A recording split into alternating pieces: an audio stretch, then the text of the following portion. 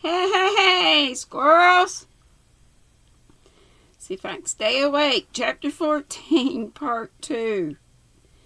Before leaving Paris, Craddock discussed with Deni the question of the woman named Martine. I guess that's how you say it. That's how I've been saying it. Deni was inclined to agree with Miss English colleague that the matter had probably no connection with the woman found in the sarcophagus. All the same, he agreed the matter ought to be investigated.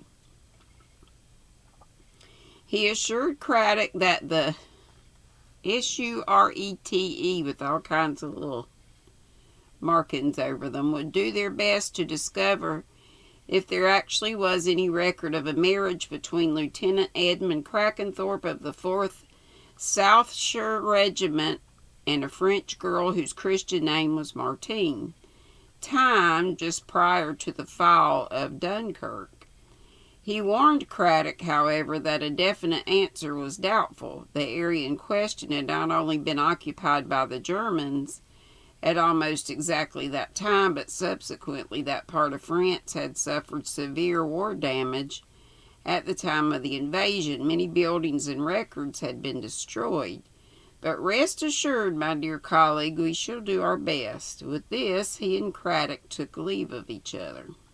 Part 3. On Craddock's return, Sergeant Weatherall was waiting to report with gloomy relish.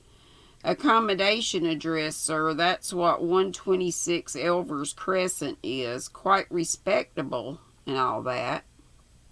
"Any identifications?" "No. Nobody could recognize the photograph as that of a woman who had called for letters, but I don't think they would anyway. It's a month ago, very near, and a good many people use the place. It's actually a boarding house for students. She might have stayed there under another name. If so, they didn't recognize her as the original of the photograph." He added, We circularized the hotels, nobody registering as Martine Crackenthorpe anywhere. On receipt of your call from Paris, we checked up on Anna Stravinska. She was registered with other members of the company in a cheap hotel off Brook Green. Mostly theatricals there. She cleared out on the night of Thursday the 19th after the show. No further record. Craddock nodded. He suggested a line of further inquiries, though he had little hope of success from them. After some thought, he rang up Wimborne, Henderson, and Carstairs and asked for an appointment with Mr. Wimborne. In due course, he was ushered into a particularly airless room where Mr. Wimborne was sitting behind a large old-fashioned desk, covered with bundles of dusty-looking papers, various deed boxes labeled Sir John, some with an F, Lady Darren, Drrin, George Rowbottom, Esquire, ornamented the walls, whether as relics of a bygone era or as part of present-day legal affairs. The inspector did not know. Mr. Wimborne eyed his visitor with the polite wariness characteristic of a family lawyer towards the police. "What can I do for you, Inspector?" "This letter." Craddock pushed Martine's letter across the table. Mr. Wimborne touched it with a distasteful finger, but did not pick it up. His color rose very slightly and his lips tightened. "Quite so," he said, "quite so. I received a letter from Miss Emma Crackenthorpe yesterday morning informing me of her visit to Scotland Yard and of all the circumstances. I may say that I'm at a loss to understand, quite at a loss, why I was not consulted about this letter at the time of its arrival. Most extraordinary. I should have been informed immediately." Inspector Craddock repeated soothingly such platitudes as seemed best calculated to reduce Mr. Wimborne to an amenable frame of mind. "I'd no idea there was ever any question of Edmund's having married. said Mr. Wimborne in an injured voice. Inspector Craddock said that he supposed in wartime, and left it to trail away vaguely. Wartime, snapped Mr. Wimborne with waspish acerbity. Yes, indeed, we were in Lincoln's Inn Fields at the outbreak of war, and there was a direct hit on the house next door, and a great number of our records were destroyed. Not the really important documents, of course. They had been removed to the country for safety, but it caused a great deal of confusion. Of course, the Crackenthorpe business was in my father's hands at that time. He died 6 years ago. I dare say he may have been told about this so-called marriage of Edmund's. But on the face of it, it looks as though that marriage, even if contemplated, never took place, and so, no doubt, my father did not consider the story of any importance. I must say all this sounds very fishy to me. This coming forward after all these years, and claiming a marriage and a legitimate son, very fishy indeed. What proofs had she got, I'd like to know. Just so, said Craddock. What would her position or her son's position be? The idea was, I suppose, that she would get the Crackenthorpes to provide for her and the boy. Yes, but I meant, what would she and the son be entitled to, legally speaking, if she could prove her claim? Oh, I see. Mr. Wimborne picked up his spectacles, which he had laid aside in his irritation, and put them on, staring through them at Inspector Craddock with shrewd attention. Well, at the moment, nothing. But if she could prove that the boy was the son of Edmund Crackenthorpe, born in lawful wedlock, then the boy would be entitled to his share of Josiah Crackenthorpe's trust on the death of Luther Crackenthorpe. More than that, he'd inherit Rutherford Hall, since he's the son of the eldest son. Would anyone want to inherit the house?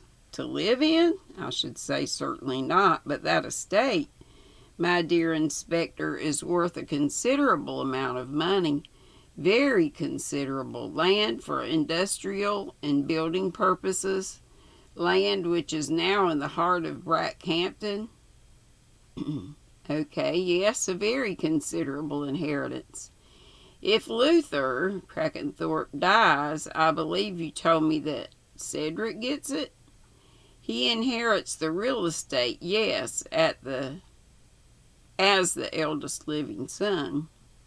Cedric Crackenthorpe, I have been given to understand, is not interested in money? Mr. Wimborne gave Craddock a cold stare. Indeed? I am inclined myself to take statements of such nature with what I might term a grain of salt. There are doubtless certain unworldly people who are indifferent to money. I myself have never met one. Mr. Wimborne obviously derived a certain satisfaction from this remark. Inspector Craddock hastened to take advantage of this ray of sunshine.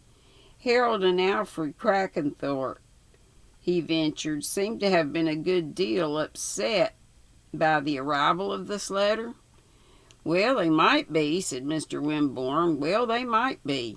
Oh, well, they might be.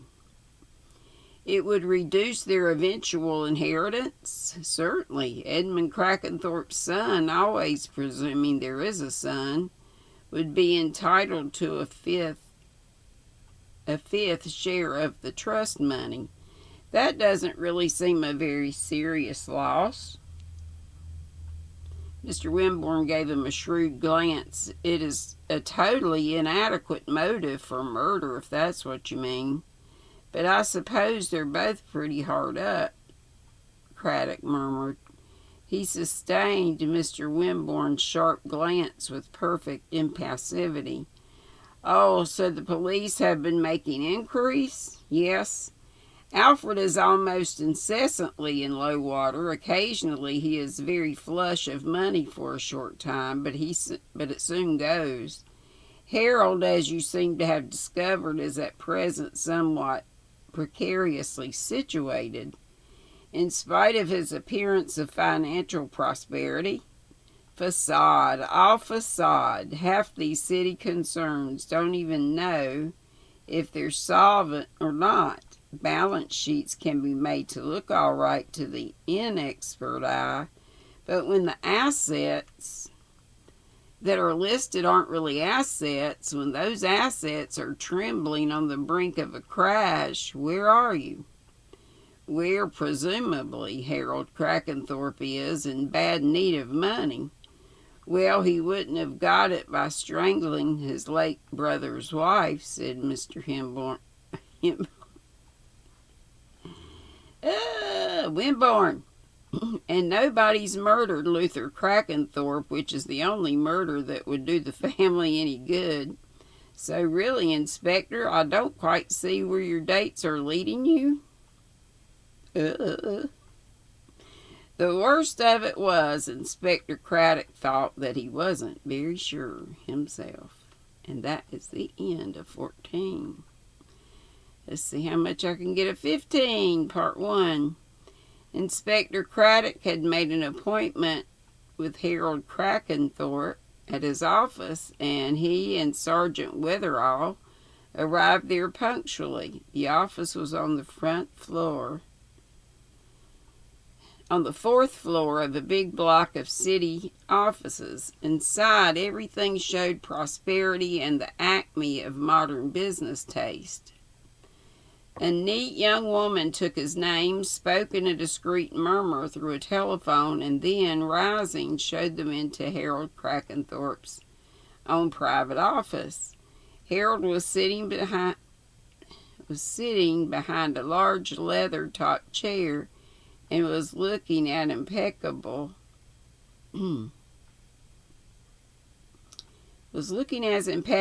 and self-confident as ever.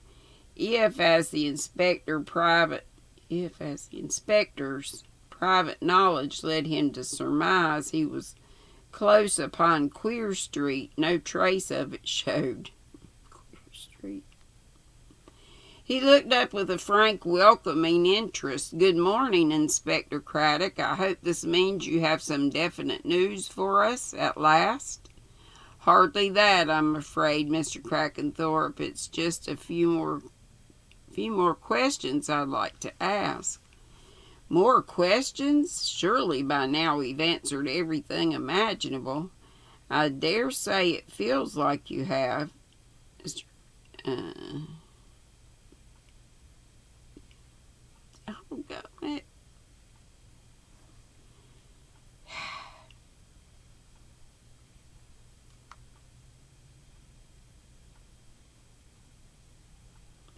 Okay, surely by now we've answered everything imaginable. I dare say it feels like that to you, Mr. Crackenthorpe, but it's just a question of our regular routine." "Well, what is it this time?" He spoke impatiently.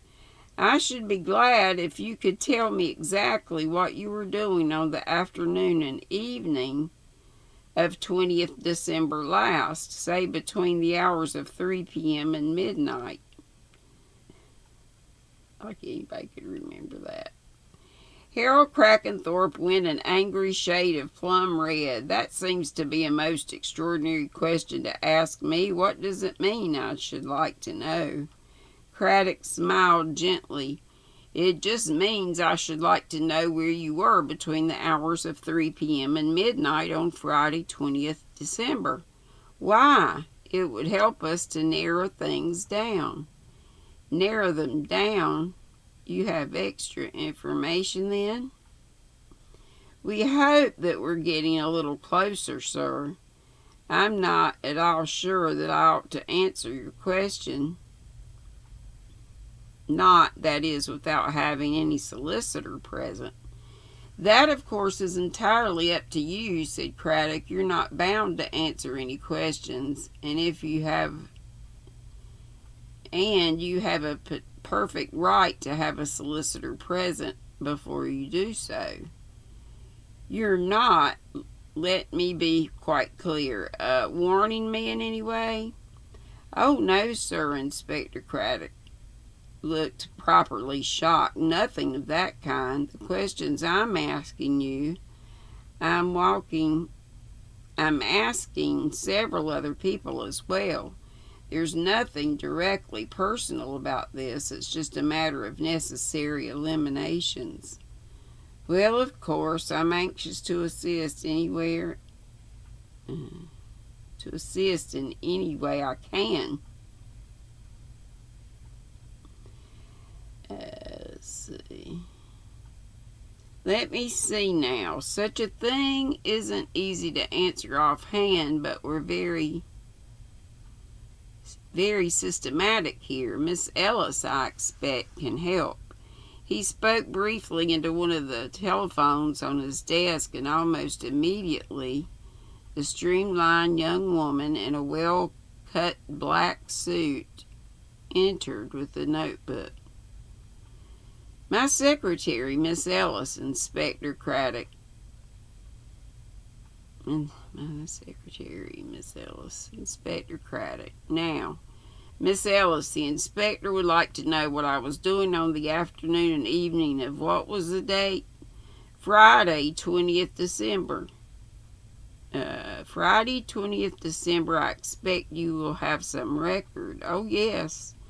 Miss Ellis left the room, returned with an office memorandum calendar, and turned the pages. You were in the office on the morning of 20th December. You had a conference with Mr. Goldie about the Cromartie merger. You lunched with Lord Forthworth at the Berkeley. Ah, it was that day, yes. You returned to the office about 3 o'clock and dictated half a dozen letters. You then left to attend Soothby's sale rooms where you were interested in some rare manuscripts which were coming up for sale that day. You did not return to the office again, but I have a note to remind you that you are attending the catering club. You were attending the catering club dinner that evening. She looked up interrogatively. Thank you, Miss Ellis. Miss Ellis glided from the room. That is all quite clear in my mind, said Harold. I went to Sotheby's that afternoon, but the items I wanted there went for too high a price. I had tea in a small place in Jermyn Street, spelled Jermyn. Russell's, I think it was called. I dropped into a news theater for about a half an hour or so, then went home. I live at 43 Cardigan Gardens. The catering club dinner took place at 7:30 at Caterers Hall, and after it I returned home to bed. I think that should answer your questions. That's all very clear, Mr. Crackenthorpe. What time was it when you returned home to dress? I don't think I can remember exactly. Soon after 6, I should think. And after your... And after your dinner? It was, I think, half past 11 when I got home. Did your manservant let you in, or perhaps Lady Alice Crackenthorpe? My wife, Lady Alice, is abroad in the south of France and has been since early December. I let myself in with my latchkey. So there is no one who can vouch for your returning home, and you say you did? Harold gave him a cold stare. I dare say the servants heard me come in. I have a man and wife. But really, Inspector, please, Mr. Crackenthorpe, I know these kind of questions are annoying. But I have nearly finished. Do you own a car? Yes, a Humber Hawk. You drive it yourself? Yes, I don't use it much except at weekends.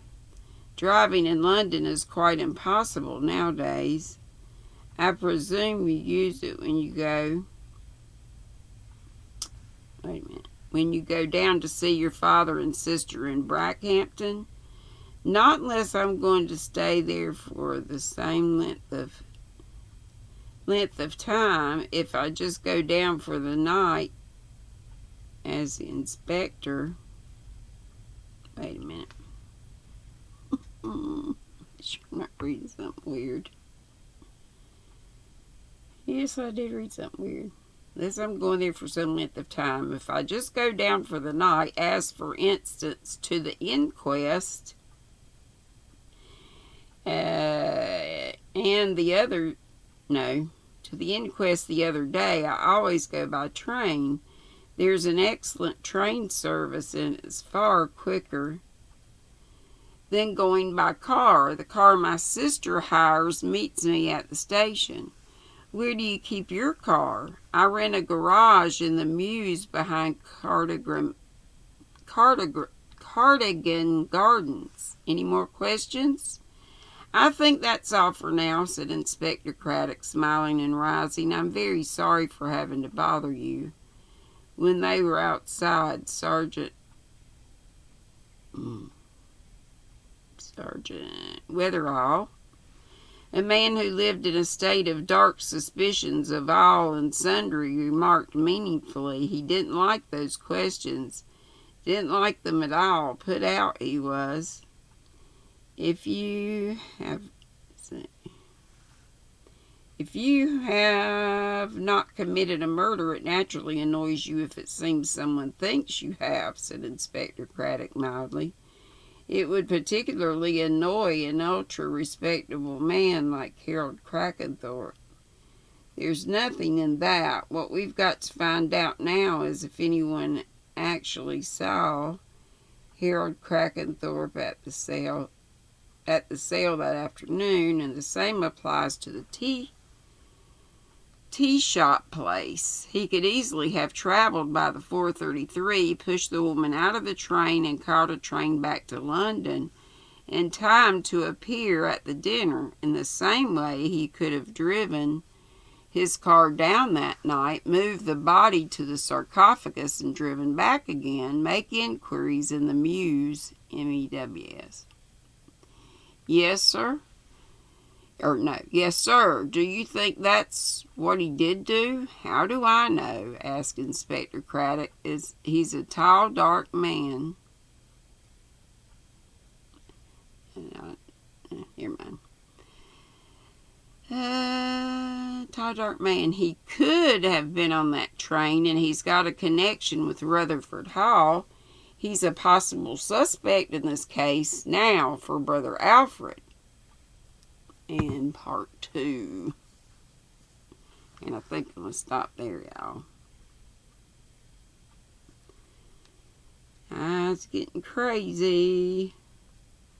So I finished 14 and read part 1 of 15. Love y'all. Be sweet, don't be ugly.